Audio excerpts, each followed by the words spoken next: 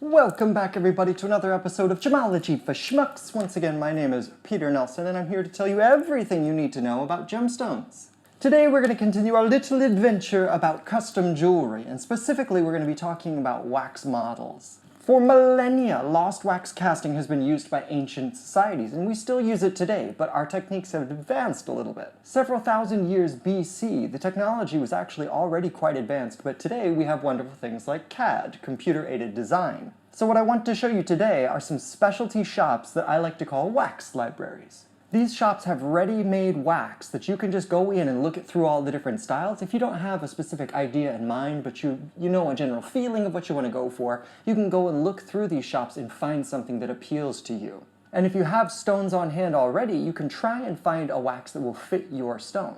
As we talked about in our previous episode about retrofitting vintage jewelry, there's some very similar caveats though. If you have a stone already and you're trying to fit it to another design that's set in, well, not stone, but in wax, then you have to be careful about the size of the seat that's going to be taking the gemstone. If you want to know more about how gemstones sit into the seat of a piece of jewelry, look at that episode. Or alternatively, if you want to learn more about how jewelry is made and all of these anatomical things that go into making jewelry, then you can also check out Lucy Walker Jewelry's studio in Kuala Lumpur. I took the Kickstarter Level 1 with her last year. It's a month-long course, and that has completely revolutionized the way I look at jewelry. When you go through the effort of hand-making something, you get a much more in-depth idea of how something can come together. If you don't want to go through all that work, I totally understand. It's a lot of time and a lot of heart. The easier way is definitely to take the stone that you've got and go around and try all the little different waxes and see if it fits. If it doesn't fit, well, you try another design. Or you can go to some of these other businesses that specialize in CAD and they can create a new wax for you based on the design that you like. They can either do that from an existing wax that you've got, or they can go off of a doodle that you make. You can draw it out and explain to them what you want, and they can render it for you in a wax model using the computer. You got options. So let's go check out these wax libraries and see what we can do. Welcome to another part of the gem market. Here we've got a shop. They do wax, they do CAD, they do casting in all sorts of different caratages and metals, including silver and brass. Who knew? They also do setting, polishing, and finishing. It's a one-stop shop. As you can see, wall to wall are just wax designs. Let's try and find one that works for us. Here we found one that we think is interesting. It looks like a 4-prong or maybe a 3-prong, but we can repair that pretty easily. So we test out our stone and it sits up on top. That's not really a good thing. We try and move the stone around and see what can be done with this. Look at it in profile and we can see that, yeah, if we were to squish that stone down in there, the prongs are going to be distorted out to the sides and it's going to look really strange. So we put it back and we keep looking for another design. We found another one that has caught our interest. To me, it looks like an archery ring. So we give it a look. This right here has a bezel cup setting.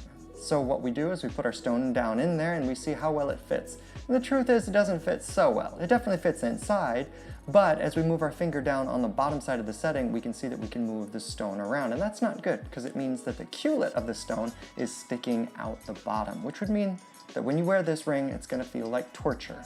So we check it in profile once again just to make sure, and yep, our suspicions are confirmed. We have the culet sticking out the bottom and that's not good for us. So we're going to put this design back and keep looking. We found another one that has caught our interest, a nice bezel setting once again. And as we look at this ring, we can see that it's nice and simple, good for everyday wear. It's got a good depth to it, which means the culet's probably not going to stick out the bottom, but we got to check anyhow. So we put our stone down in there.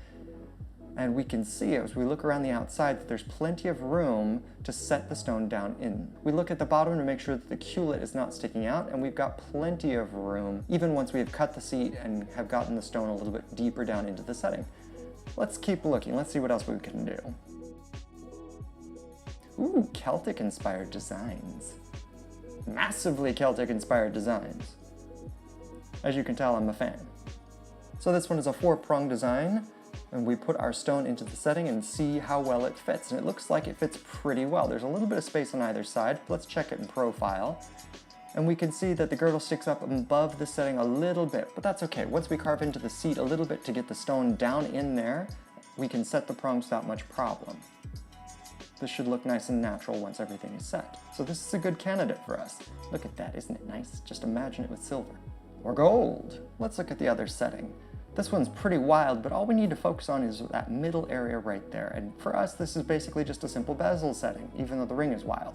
So we're gonna try our stone out in here and see if we've got enough room around the outside of the stone to create a seat and get the stone to sit into this bezel. And it looks like we've got enough room to work with. It's a little bit tight, but definitely feasible. So once again, we check it in profile. We can see that the stone sits up above the setting a little bit, but once the goldsmith carves a seat into there, the stone will sit down nice and easy into this setting. So this is another good option for us if we want something super bodacious. So all in all, I think these two designs are best for us. We've got the 4-prong and we've got a bezel setting, so we just need to decide which one we like. So we can either go with simple daily wear or something that's got a little bit more pizzazz. And as we test out the stone one more time just to make sure we didn't overlook something, or perhaps we saw with eyes that were a little too favorable towards one design or the other, both settings should work just fine. But I think I'm going to go with the everyday wear bezel on the left because I can combine that with stacking rings, which I'm obsessed with. I hope that little tour was interesting for you. Bangkok being the center of gems and a lot of gemstone jewelry, naturally there's a lot of competition, and so the prices are very, very low compared to some other places. If you're trying to get wax cast in another nation, the service fees naturally are going to be much higher. So if you are interested in getting custom jewelry made, you're welcome to contact me or any of a number of companies around here that are able to talk with these artisans and talk with these experts and get this jewelry made for you. As per usual, if you've got any questions, please leave them in the comments section below. Hit that like button, hit that subscribe button, and tell all of your friends about it. Until next time, bye-bye.